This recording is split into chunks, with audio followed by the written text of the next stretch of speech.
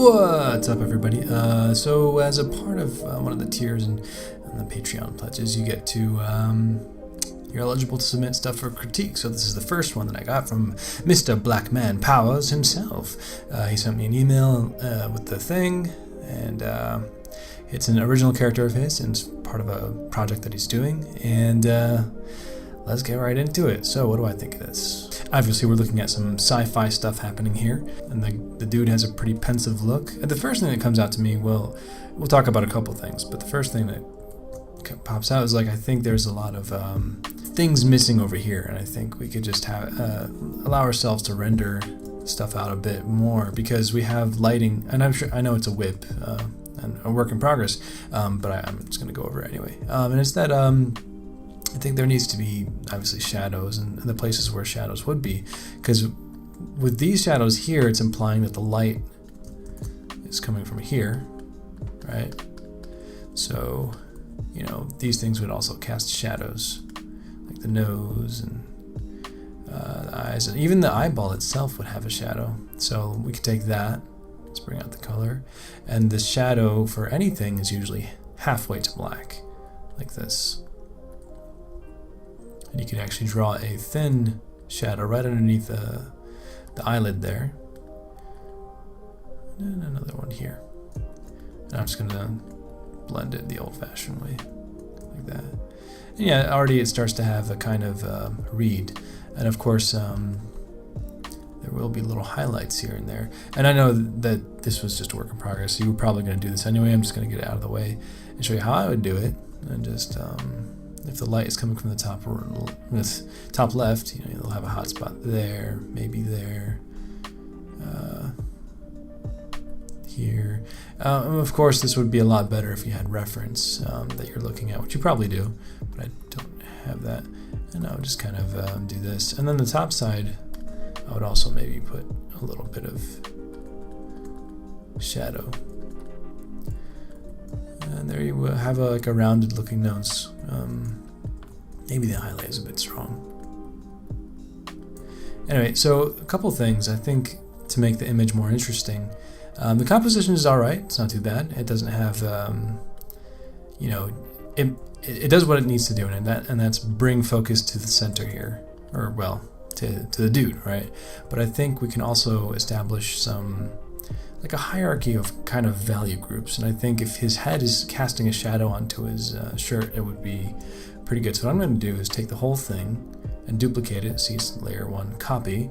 I'm going to go Command L or Control L if you're using a Mac. I mean PC. I'm just going to take that layer and then lower the values of it, and then hold Alt and click the mask button. And so basically, anything you draw on this is going to show through as dark, as long as you're using the white as your brush. So it's one quick, easy way to cast shadows or do the dark side of things. And already we have like a feeling that there's really a light coming up from the top left. And if we do the same thing with the hand, also the hand, this whole side would be catching shadows as well. So let's go ahead and cast a shadow onto his shirt from his hand. This would be in shadow as well. And yeah, already it's starting to have a slightly more realistic read. I think the noise in the background is a bit, you know, distracting, because everything around here that you've illustrated, it's well done, but the noise level here is a bit contrasting against the smoothness of everything else. So either play up the noise on everything else, or play down the noise in the background. And here's what I mean. If we take the subtle thing, so I'm just using the scatter brush, and I know this might not be the answer exactly, because now it looks like stubble, but basically it's adding texture to everything else in the painting. And I know this is more of a painterly way of doing things, because if this is for a comic, then I mean, the style is really just up to however you want to do it. But yeah, so you know, so this is a really quick, easy thing to do for skin texture. Using this scatter dot brush, it should be included in my brush set. And then, you know, that's on its own layer, and what I do is just take the eraser, set to the airbrush, and just erase out a little bit. But now it has a little bit more texture and noise, so it's not so different from the background. I'd probably still tone down the background a bit, but yeah. And then I think the ear would also cast a shadow onto itself, which you already have. I would just increase it a bit, like that. I'm using the mixer brush on the mask layer to sort of blend these things in. Maybe blur the shadow a little bit. And I'm flipping the canvas back and forth to kind of see what it looks like with a fresh eye. I know it might be kind of a stylistic choice to leave out the pupil, which is fine, but I'm just gonna go ahead and add that. It's just a habit of mine, so I think it kind of, I think it looks better without it. Maybe? I don't know. That's a stylistic choice on your part. And I think I want to add a little bit more warmth into the character, because the red here kind of stands out against us, or against him, us being the viewer. So I made a new layer, and put it on top of everything, and set it to overlay. And what this will do is help kind of unify the colors and increase it a little bit. And I kind of talked about this in my last color tutorial video, the orange glow one. Come on now. And so, you know, no matter what skin color the character has, adding like warmth is going to be indicative of the sun kind of shining on. So, see the difference here? It's a bit more magenta, and it's a bit warmer here. So all it is this kind of orange color, and you can move it around and see how it looks without it and with it. Now when I zoom out, it still feels a bit cartoony, and that actually might be what you're going for. But what I'd like to do now is add a little bit of more realistic lighting cues, like things that kind of tell us that, hey, this is a believable lighting situation. And I think rim light is probably your easiest way to go about doing that. So implying that there's a light coming from behind and just hitting the character right on the edge. And we'll edit this in a moment. Just going to put it around everywhere. Alright, now that we have this on its own layer, I'm going to use the eraser tool, set to the airbrush, and just kind of erase out a little bit here and there where I feel that it's too strong. And it sort of creates a little gradient happening.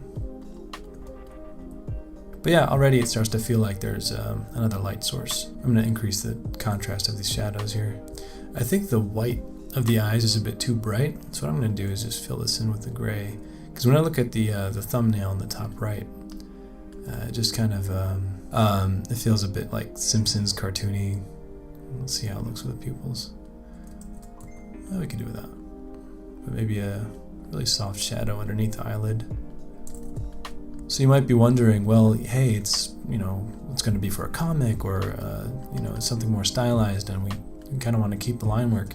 And it's okay to paint a little bit more realistically and then go over it again with line work, and I'll do that in the end to kind of show what I'm talking about.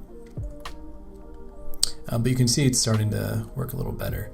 And if we compare it to the original, you know, it's very kind of washed out cyan magenta. Like if you printed it out on a piece of paper and you let it sit for a while, it'll kind of lose its color like that. But this kind of brings everything a little bit back. What I'm going to do now is duplicate the whole thing again and lighten it up. And then now that this is on its own layer, I'm going to do the mask again. So Alt. Stop messaging me. Okay.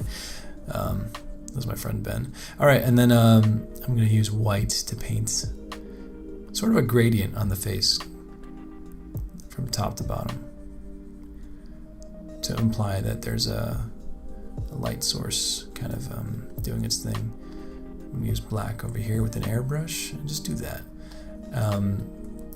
One of my teachers over at Art Center said something that has always helped me, and it's that every shape that you have on there in your painting, one way or another, ought to have a gradient. So it's been pretty good for me. Just gonna blend this a little bit. Alright, finally found the painting that I was looking for. It's actually by Aaron Coberly, who I worked with over at ArenaNet. And there's really good color variation happening here. And you can see there's multiple kind of hues here happening. And so what I want to do is have something similar happening. And so kind of just shifting this up and down and allowing for color harmony to sort of happen based on that concept. So remember earlier I talked about that warmth happening. It's not necessarily always sunlight, but it could be just a tungsten light or just a good old regular incandescent light bulb. Yeah, I tend to like make things a bit more painterly. It's kind of a habit.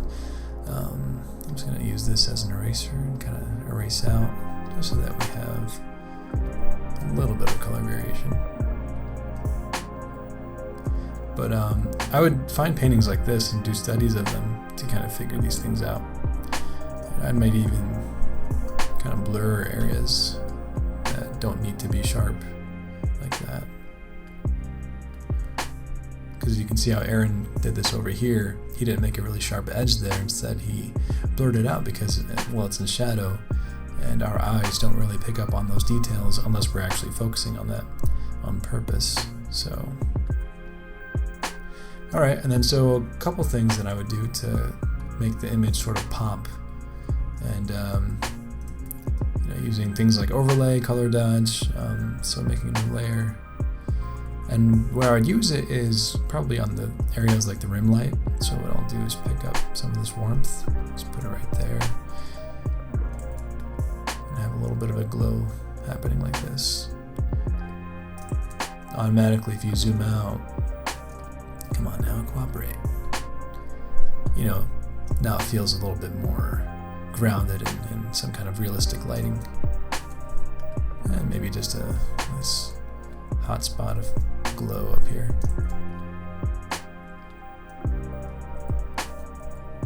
Also, so I'm assuming that this gold or this yellow area is supposed to be metallic gold, especially the stars. And I'd find some references images of gold painted, like maybe in portraits or something. And you'll notice that it's not all yellow. There's actually, since it's reflecting things, it's mostly dark, and the parts that are yellowish gold are just kind of the edges, or like, see how this is kind of broken up like that. And if you zoom out, it looks like it's a reflection of something. And automatically we have, a metallic texture. And then I'll go ahead and flatten that down, and maybe blend it using the mixer brush a little bit here and there. Why not? Let's get some nice effects going on over that. Maybe some overlay. Maybe some warmth. Maybe on the bottom half. Maybe not.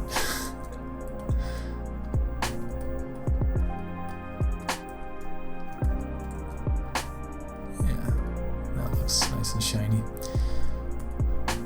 What else? What else would I do? Yeah, that background is really just, I know it's supposed to be stars or galaxies back there, but I'll just kind of blur it a little bit. And maybe even keep some of the noise details here and there. But I just feel like it was a bit distracting. What I'll do in a moment, we'll kind of bring it back, bring those stars back and stuff, so you don't have to worry. And hey, if you do it like this, it kind of implies that there's distortion happening from the glass. So I'll make a new layer, and I think there's some kind of star brush or a speckle brush here somewhere. Select the white, and just kind of imply some stars back there. I think, so we have the hair spiked up like this, which is cool, but I think against the dark background it's not really working, because you can't see the silhouette of it when you zoom out. So maybe play up this green kind of nebula over here to allow that shape to come out. Let's see how that works. Now when you zoom out, you can see the silhouette. Now we're definitely looking at him now for sure. Just kind of erase out a little bit. merge it down, mix it in. And you can put the stars back in if you want. And I think earlier when I talked about the shapes having gradients, I want to do that for the red because it's all kind of just the same value the whole way. So I just used the wand tool, selected it, and put it on its own layer. And I'm just going to go ahead and make it darker on one side. Even something like that. And it sort of vignettes kind of around him. I like how you did the details of the clothes. You have these nice little folds. Nice job there. Come on now, computer's dying. No. All right. I'm not really sure what's going on in the logo. I guess there's a ship, a tiny ship that's casting a huge shadow. Oh, so we can't see the. I see it now. The wings are kind of dark against the background. So the same thing that I did here, where I let that silhouette come out, I would find a way to make the wings also stand out. Anyway, so that's my kind of initial crit. There's a lot more that could be said, but that's pretty much what I can say for now. So if we look at the original, and it's working, it's definitely a good start. And this is just kind of the direction that I would start taking it. All right, I hope that helped, and we'll move on to the next one very soon. Wait, one more thing. I just want to put the highlights in the eyes. Forgot about that.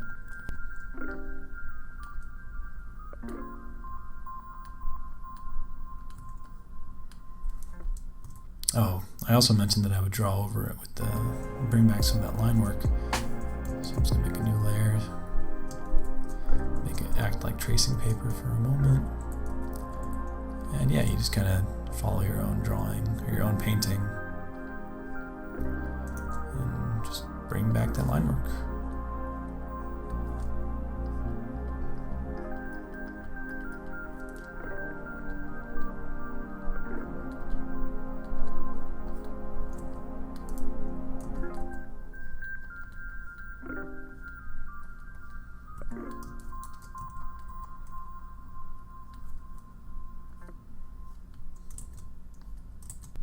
All right, cool. Hope that helped. I mean, when you press the button on the mouse, it makes a click